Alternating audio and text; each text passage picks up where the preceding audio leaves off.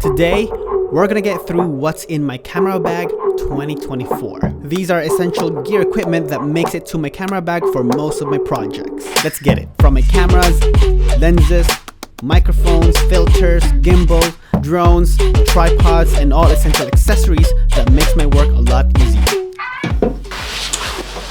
Oof. So a lot of you guys have been asking me on my social media, what kind of camera do I use? What lenses did I use? So I can pretty much say that I've attained a certain point where I don't have to keep upgrading my camera gears just so that I can avoid expenses or just to accumulate gears in general. And I believe this is currently still a solid combination altogether. And so let's get started.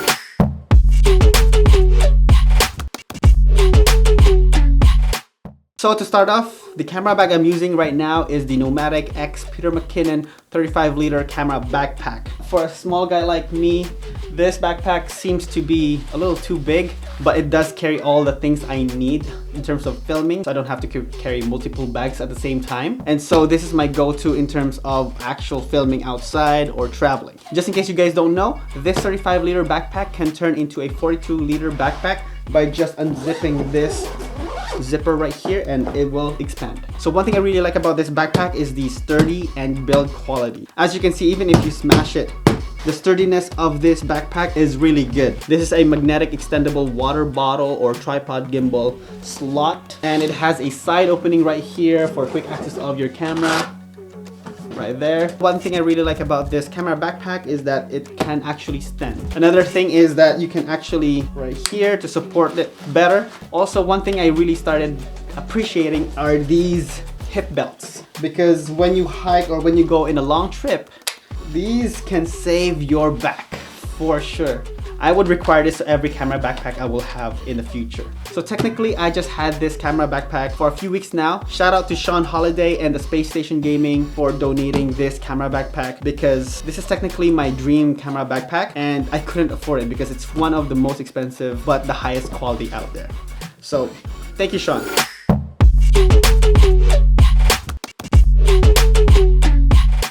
So one of the most asked questions is that what camera I use for this shot or what I'm currently using. And so just to let you know, I'm currently rocking the Sony a7S III and together with my second camera a7 IV, because these are basically a very good combination in terms of videography and photography. a7S III has 12 megapixel, but it has 4K 120 FPS together with 422 10-bit color space, and with the a7 IV it has 33 megapixel for photos and can shoot 4K 60 FPS. Now, the reason why I only bring the a7S III is because that I only post photos on social media nowadays, and I rarely do that. And so this is more than enough for photos in terms of social media. And also, one thing I really like about the a7S III is because of its low light capabilities. So then I usually stick with the native ISO like 640 and 12,800 ISO, which is really good at times when it's really dark. And I also want a lighter setup when I'm traveling or when I'm filming outside. So it really depends on what you're trying to achieve on the filming date or when you're traveling. So highly recommend it.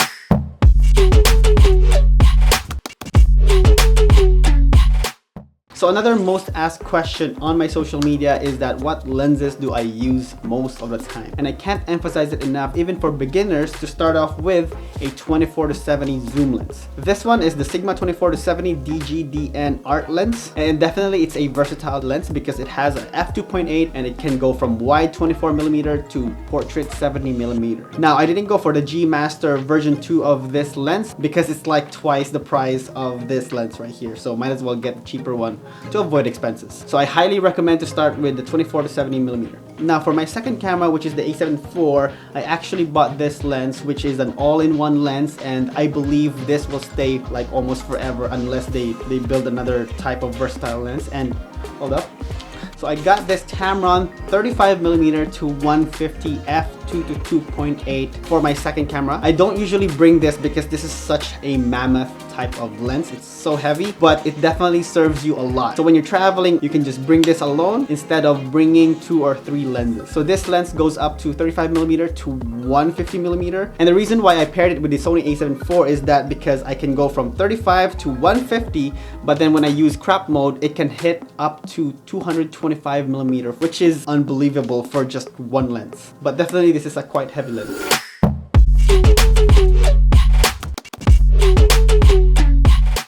I also bought a couple of fast prime lenses. So for this one, I do have the 35mm f1.4 GM lens, just because 35mm is one of my favorite focal lengths in terms of storytelling and versatility, because this lens can go up to 1.4, so you can get really shallow depth of field. And at the same time, 35mm is considered a normal focal length. It resembles close to what our eyes can see. It's usually around 35 to 50mm. So highly recommend this lens with lens breathing compensation on. Now for my second lens, I'm currently using it right now with the a7 IV. It's the Sony 20mm f1.8G lens. So that's how it looks. Hello.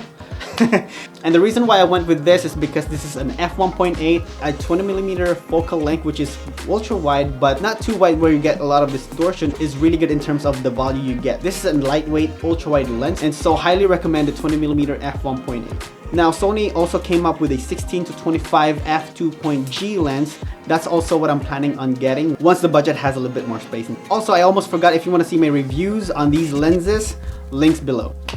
Oh! These videos takes a lot of mental stamina.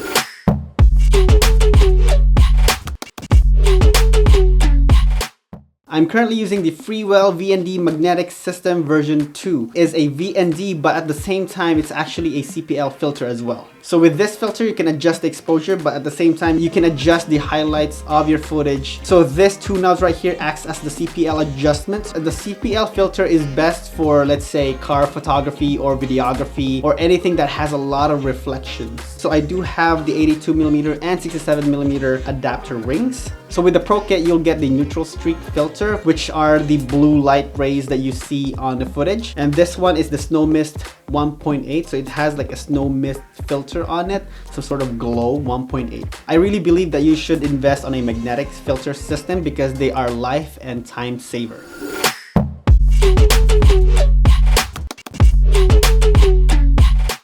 So moving on with my microphone, for vlogging, I use the Sony ECM B10. So this is a hot shoe powered microphone, and so you don't need cables to wire it on your audio jack. And in terms of quality, this is really good. It's just a little bit pricey. The reason why I bought this microphone is because this is a hot shoe powered, so I don't have to worry about the battery life. This is legit a small form factor compared to like a regular shotgun microphone. They're typically long, and at the same time, you can actually control the mic settings in here. Now for my second microphone, I'm currently using it right now, so that's how it sounds. I'm using the Comica VM30 wireless shotgun microphone because it allows me to do wireless recording. So right now it's set up 45 degrees up here. If you can see it here. Boop. So basically it's wireless, so I don't have any wires to kind of run through it through the microphone. So that's pretty convenient as well. Now, as a content creator, creating a video that pops out is always a headache. It takes a lot of time and you can't be an all-in-one person every single time. And that is why Motion Array is on a mission to give you the best templates, music, sound effects, and cinematic footages so that you can create that incredible video without breaking a sweat. If you need high quality assets like backgrounds, transition, lower thirds, VFX, sound effects, you name it, Motion Array has millions of assets for you to choose from. Now, it's literally a drag and drop process. They consistently add new assets to stay up to date with current and emerging trends with no additional cost. As well as over 50 powerful plugins are included in every plan.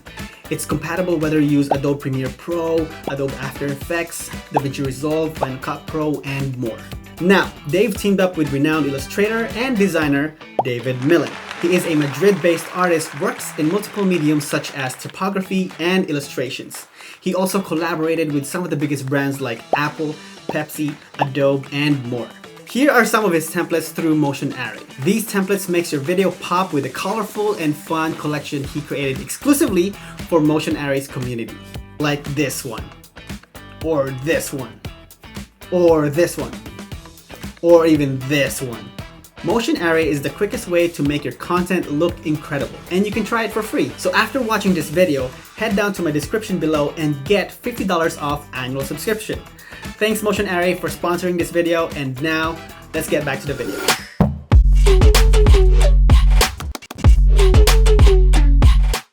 So nowadays, I don't find myself grabbing a drone for footages, but at the same time, this is mandatory in terms of like travel or even just having a different perspective in terms of storytelling and for your audience to understand. So I'm still rocking this DJI Mini 3 Pro. It's because it still serves me. And I know there's a Mini 4 Pro, but I don't see myself upgrading on it just because they have almost the same quality footage that you get. It's just some different features that's more updated nowadays. But at the same time, I try to avoid expenses because you can't really keep up with all these gears and tech updates every year. So it shoots 4K 24 60 FPS 10-bit. It has D-Log, so you can do color grading on this. And the reason why I didn't go for the big ones is because again, it's the lighter footprint. My phone is definitely almost the same size as this drone. And also at the same time, it's lightweight because I try to carry as light as possible without really compromising with the quality. So I got the Pro version, so I do have the designated control with the screen on it because I don't want my phone to be always low battery and use it and pair it with the drone every single time because it's such a hassle. Now for the drone filter I use, so I have the Freewell Everyday Pack, and so it covers from like 16, 32, 64 and even 1000 ND, and Freewell filters are actually really good. And of course, if you get the Pro kit, you'll have batteries. So I do have 3 batteries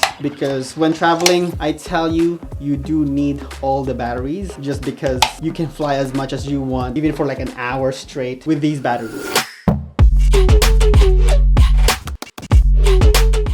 Now for my gimbal, I'm still currently using the RS2 Pro just because again, I don't see an upgrade. And nowadays, I find myself sometimes just doing handheld or tripod shots. So having a gimbal that works still is a good option. So when bringing this, I'm very mindful of what I'm trying to shoot because this is quite a heavy gimbal. But then if you do need that smooth gimbal shot, highly recommend this. This gimbal serves me right. I've been using this for maybe 2 years now and it still works solid. Now, when I'm not bringing my gimbal, I actually bring a tripod. I think tripod shots are underrated. So this one is the Ulanzi F38 tripod. It's a carbon fiber, so it's lightweight. It's sturdy enough to support my lenses and equipment around here. And as you can see, the ball head is different. I actually replaced it with the ball head that can lift it a little bit heavier than the original one, just because when I put the 35mm 150, it starts to just drip on it. So this one is a replacement. There we go.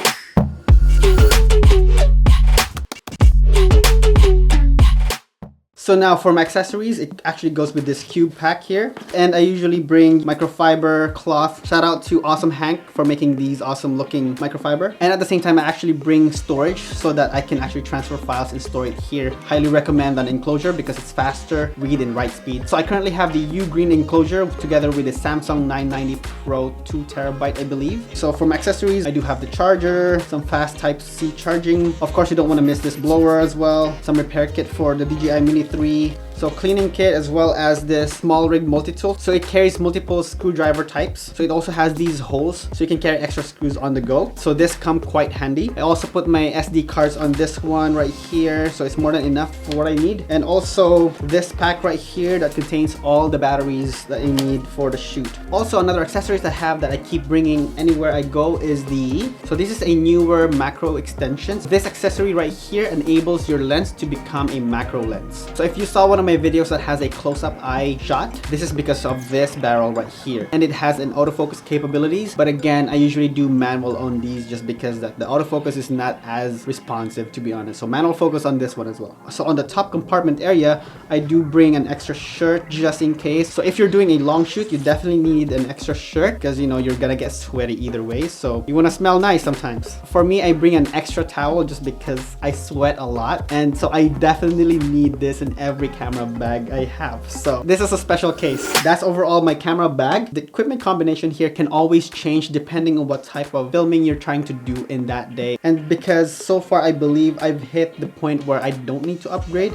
it just works with the content and the projects I have. But definitely if Sony can sponsor me with the GM2, that would be nice. But again, one of my values is to preserve expenses because these gears can get really expensive because there's always going to be an update or new releases every year. So be mindful mindful of what you're trying to spend versus the goal of what you're trying to achieve in terms of shot. And so if you're just starting out, don't get discouraged with all this equipment, because the most important thing for you is to actually practice. What I mean by that is that don't practice on the filming date, but actually practice privately on your own so that you can get ready and be ready for the filming date. So don't practice on the filming date, practice on your own to actually hone your skills and get really good at your craft. So gear matters, but at the same time it doesn't matter, because it depends on which area you are at in terms of this industry. You can be a beginner with just a zoom lens and you don't need anything else. You can be like a high producing director of photography, so you do need the gear so you can perform properly in the production system. So if you like this video, all my links below to support this channel, so my wallet don't go dry. I'm kidding. This supports my channel, so I really hope you find valuable information on this video. So these links are my affiliate. It doesn't cost you extra, but it does give me a little bit of change in the back end. So win is a win. So that's it for me. Hopefully you find something valuable in this video. Hit the like button if you find this video helpful. Subscribe if you haven't yet. And as always, I really appreciate you being here. Thank you. And yeah, I'll see you in the next one. Peace.